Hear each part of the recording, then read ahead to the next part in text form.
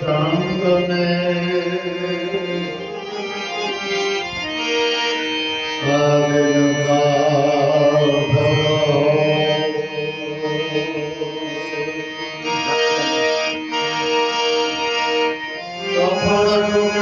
ધરતી પર પડે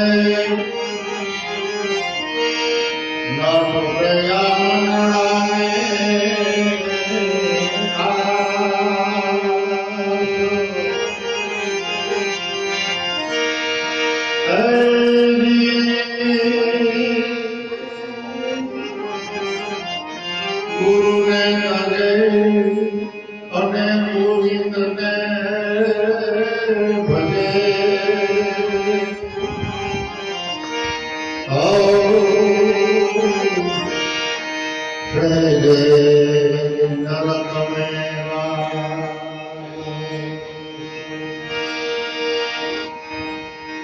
માટે તત્વ તપાસો ત્રણ લોકમાં અને ગુરુને કરે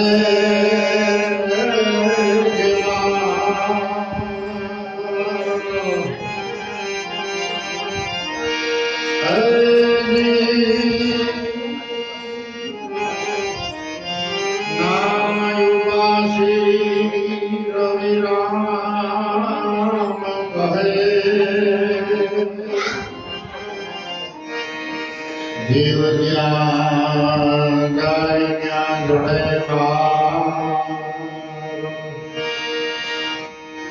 નામ યુવાસી રવિદાસ કહે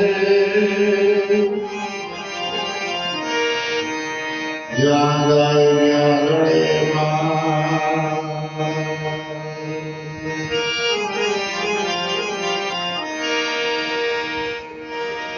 આવડો મોટો સદગુરુનો મહિમા છે. એ ગુરુ મહિમા 88,000 ઋષિ મુનિઓએ ગાયો અને સિદ્ધ પુરુષ બન્યા. અનંત ને અપાર ગ્રસ્તાશ્રમી સામાન્ય વ્યક્તિ ભજનના મહાત્માઓ સાદાઈથી સરળતાથી હરદળને ધર્મ જેને ગુરુનું ભજન કર્યું એની સુગંધ આ જગતમાંથી હજી નથી ગઈ. વર્ષોના વર્ષો ગયા ગયા તો કેવું એને ભજન કર્યું. એ તત્વ રૂપે સદગુરુદેવ શબ્દ રૂપે વચન સ્વરૂપે આખા જગતમાં વિલસી રહેલો છે. એનાથી આ જગતમાં કોઈ મોટું નથી. એ તત્વ સદગુરુદેવ. એનાથી આ જગતમાં કોઈ દયાળુ નથી, કૃપાળુ નથી. એ શબ્દ સ્વરૂપ અખંડ સદગુરુદેવ. એ અખંડ ગુરુને ઓળખાણ કરાવવા માટે, સમજવા માટે, એને નજીક રહેવા માટે, એની કૃપા મેળવવા માટે આપણે કોઈ એવા જનેતા ના જાયા. મનુષ્ય રૂપે જો સંત સદગુરુ મળે તો આપણને પાથીએ તેલ નાખી દે અને સમજણ આપે કે જો આ દેહરૂપી ઠામ તો એક દી નાશ થવાનું છે, પણ ઠામે ઠામમાં જે નામ બિરાજે છે એ અખંડ ગુરુદેવ છે. એનું ભજન હું એ કરું છું, તારે કરવાનું. અમારા ગુરુ એમ ભજન કરતા. પરંપરા આદિ અનાદિથી આ સૃષ્ટિનું મંડાણું ત્યારથી વેદકાળથી માંડીને અત્યાર સુધી જે નામ શુદ્ધ પવિત્ર અને સૌખું સણકલ છે. ક્યાંય દોડધામ કરતા નહીં, સતનામના સ્મૃતાને બાંધી. એ જુગતી જાણી ગઈ. જગતના વ્યવહારની યુક્તિમાં તો આપણે કોઈ પાછા પડીએ એમ નથી, પણ સાથે સાથે સંતોની જે રીત છે એ યુક્તિ જાણી તો યુક્તિ જાણેલી હોય એવા શબ્દ પડે એટલે આપણું મન ઘણી ઘણી રીતે અટવાતું હોય કે યુક્તિ એટલે શું હોય છે, એની કોઈ મોટી કથા આવી છે? યુક્તિ એટલે વિવેક, વિવેક એટલે હું દેહ નથી અને હું શુદ્ધ બુદ્ધ મુક્ત ચૈતન છું અને નામ રૂપે ઈંડ બિંડ બ્રહ્માંડમાં એ વાગી રહ્યો છે, ગાજી રહ્યો છે. દરેકના હાથમાં આસમાન ઉપર, દરેકના શિખર ઉપર એ બોલી રહ્યો છે. યોગી નામ આપણને ઓળખાય છે, એમાં સ્થિર થઈ જાવ. સ્થિર થઈ ગયા, પૂર્ણ પદ પામી ગયા, કાંઈ કરવાનું નથી, તો પછીની જિંદગીનું શું કરવું? પૂર્ણ પદ પામ્યા પછી તરત જ મૃત્યુ નથી આવી જાય તો જિંદગી ઉલટામાં જીવવું પડે. એટલા માટે આ યુક્તિ, એનું નામ મરજીવા. મરીને જીવાનું એટલે પોતે જીવે છે અને મમતા બધી એની ભૂલી ગઈ છે, તૃષ્ણા એની છીપાઈ ગઈ છે. નગર હાંડો એક પાણી પી જાય છતાં કહે કે મને તરસ લાગી છે, તો તૃષ્ણા છીપતી નથી એટલે. પણ બોલું તો એક સમસી ભરીને પીયો તો બધી તૃષ્ણા આપણી સદગુરુ ચરણનું શરણામ. એટલે નામના અનુભવી મહાપુરુષો એમ કહે છે કે એ તત્વને વિચારો ત્રણેય લોકમાં. તમે એ તત્વનો અનુભવ તો કરો, જે શબ્દ રૂપે સદગુરુદેવ તત્વ રૂપે આખા જગતમાં પ્રકાશી રહ્યો છે, ગતિ આપે છે. એના વિના આ જગતમાં એક કણખલું હલે એવું નથી. એ તત્વનો વિચાર કરો, પણ વિચાર કર્યા વિના જે ગુરુને તજે એમાં એને વિવેકી નથી કહેતા. એમાં તો એકમેક થઈ જાવ. નામ ઉપાસી રવિ રામ એમ કહે છે કે મેં તો એની ઉપાસના કરી, એનો અનુભવ કર્યો અને પછી તમને શિખામણ આપું કે તમારે જ્યાં જાવું ત્યાં જાઓ. તમને સંતો મહાપુરુષોનો સત્સંગ ઘડી બે ઘડી સાંભળ્યા પછી તમે ગમે તેવા કદાચ વિદ્વાનની કથા સાંભળવા જાઓ તો તમને સંતોષ નહીં થાય, તમને થોડું લાગશે. એનો પ્રગટ પ્રમાણ છે.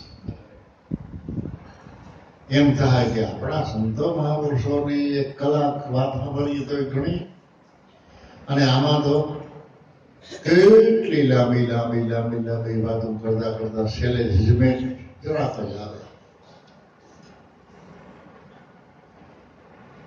એટલે તુલસીદાસ મહાત્મા એ રામાયણમાં ક્યાં ક્યાં જેમ લખી નાખ્યો, સોહમ નીતિ વ્રતિ અખંડા દીપ શિખા સોય પરમ સુંદર. જો તમારી વ્રતિ સતનામમાં સ્થિર થઈ જાય તો તમારા શિખર ઉપર આ નામની જ્યોત જાગી જાય, પ્રકાશ થઈ જાય, અને આત્મ અનુભવ શુદ્ધ શું પ્રકાશ પ્રકાશ થઈ જાય. તબ ભય ભેદ ભ્રમણા સબ નાશા. પછી તમને ભય નથી, કઈ ભેદ નથી, ખેદ નથી, અને તમે સ્થિર થઈ. આવા આત્મા અનુભવી મહાપુરુષો ક્યારેક ક્યારેક ક્યારેક ક્યારેક એમ જ્ઞાનમાં કહેતા જાય, પણ આપણે થોભી સાંભળીએ તો થાય, પણ ડબલ એક્સપ્રેસ ઉભા ન રહીએ ક્યાંય તો કેની વાત સાંભળે ભાઈ? ઓછો વાત કરીએ તો ઉભા ન રહીએ, આડા પડીએ તો ઉભા ન રહીએ, સાઈડમાં આવીએ તો ભાઈ છે થોડાક ઉભા રહ્યો થોડા ફ્રી મજા આવશે.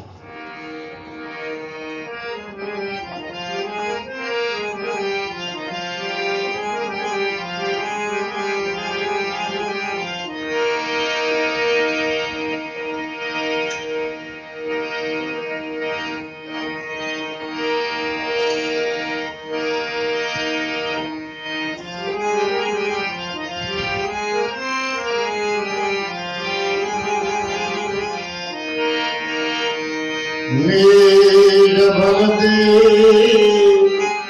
ओ कबीरला जाने भार नील भगती संतो जाने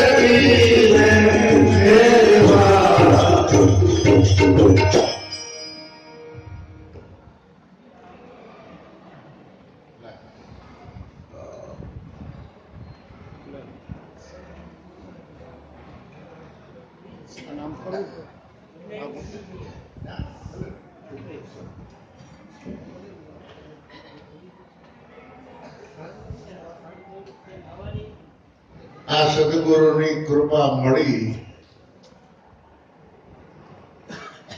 અને સદગુરુમય જે જીવન બનાવ્યું એવા મહાપુરુષોની આ વાત કેટલા દયાળુ, પરમાર્થી, પરોપકારી કે મારો જે અનુભવ ગુરુ કૃપાથી ઘટ ભીતરમાં જે પ્રગટ થયો એને કાગળ ઉપર લખીને મૂકતો જાઓ તો પાછળના સાધકને કોક દી કાંઈ ના હોય. તો વિચારીએ તો આપણા હારું જ મુકતા ક્યાં નહીં. કારણ કે એમાં જે ડોકું કાઢે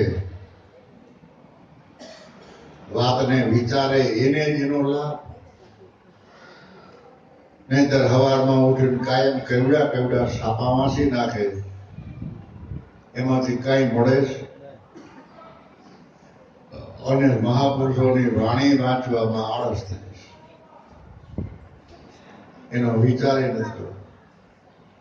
એટલે નીચ ભક્તિ કોક સંતો જાણે, જેની જુગો જુગની હોય કમાઈ. અબ મન જેતી લે મેરે ભાઈ. નીચ એટલે આત્મા, નીચ એટલે પરમાત્મા. એને નજીક જવા માટેની ભક્તિ તો કોક વિરલા જાણે. જેની કમાઈ હોય, કમાઈ કરેલી હોય, અત્યારે કમાઈ કરતા હોય, એ જ એ પદને પામે. બીજી રીતે જો કહી તો રજો ગુણમાં, તમો ગુણમાં અને સત્વ ગુણમાં રહીને કદાચ જુગો જુગ કમાઈ કરે તો એ આ પદને ન પામે છે. કારણ ગુણાતીત રહી, નહીં એની અંદર કોઈ સ્વાર્થ, નહીં એની અંદર કોઈ આશા, નહીં કોઈ વળતર મેળવવાની વૃત્તિ. નિખાલસ ભાવથી જેની મહાપુરુષોનું ભજન કર્યું, મહાપુરુષોને સેવા, એનું આમ સાનિધ્ય કર્યું, એને આ લાભ થાય. એનો તો ભજન બોલ્યો કે કાશો કુંભ ધેરો જલ માહી, બહાર અને ભીતર પાણી. વણસા કુંભ ગળી ગઈ માટી, ઓ ગતિ વીરલે જાણી. આત્મ તત્વ પીસાણ્યો